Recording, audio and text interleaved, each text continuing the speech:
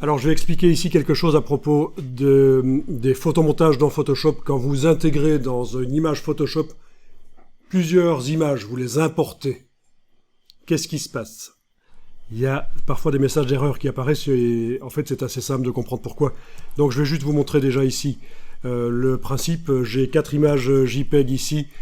Je vais les amener dans une image Photoshop vierge que je vais créer là. Donc je fais une nouvelle image Photoshop. 2000 pixels sur 2000, pourquoi pas. Pixels. Voilà. En RVB. OK. Puis je vais importer les images dedans. Donc ça marche par glisser-déposer. Je pourrais les prendre et les glisser dedans. Ça marche aussi par importer et incorporer. Fichier, importer et incorporer.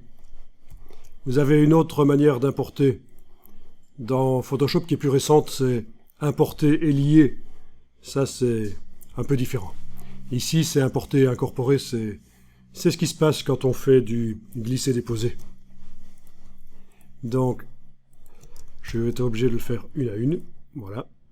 La première.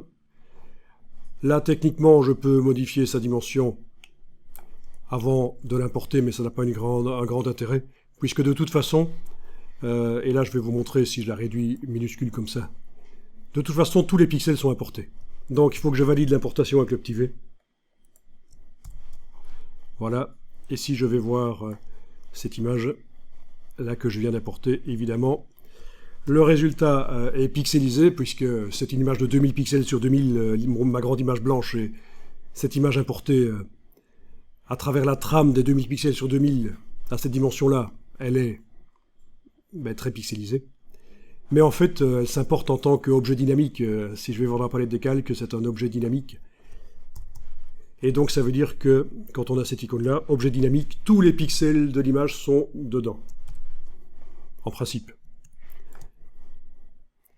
Donc, en principe, si je fais un commande T, édition, transformation manuelle, et que je prends l'image, je suis dans Photoshop 2019, donc je ne dois pas enfoncer la touche majuscule. Si je veux conserver les proportions, je n'enfonce pas la touche majuscule. Je valide, je regarde, tout le détail réapparaît. Donc ils étaient bien sur le calque, tous les pixels de l'image. Donc en fait, ce dimensionnement d'image au moment où vous importez n'a absolument aucune importance. Puisque vous pouvez le faire après, ça n'a aucune influence. C'est un vieux résidu des versions précédentes de Photoshop. Ok, donc fichier importé et incorporé. Je vais chercher l'autre. Voilà. Je peux la redimensionner parce que c'est vrai que là, elle apparaît très grande. Voilà, etc. Si je faisais du glisser-déposer, ça fonctionnerait aussi. Voilà, glisser-déposer, ça marche aussi. Au final, je me retrouve toujours avec des objets dynamiques dans la palette des calques.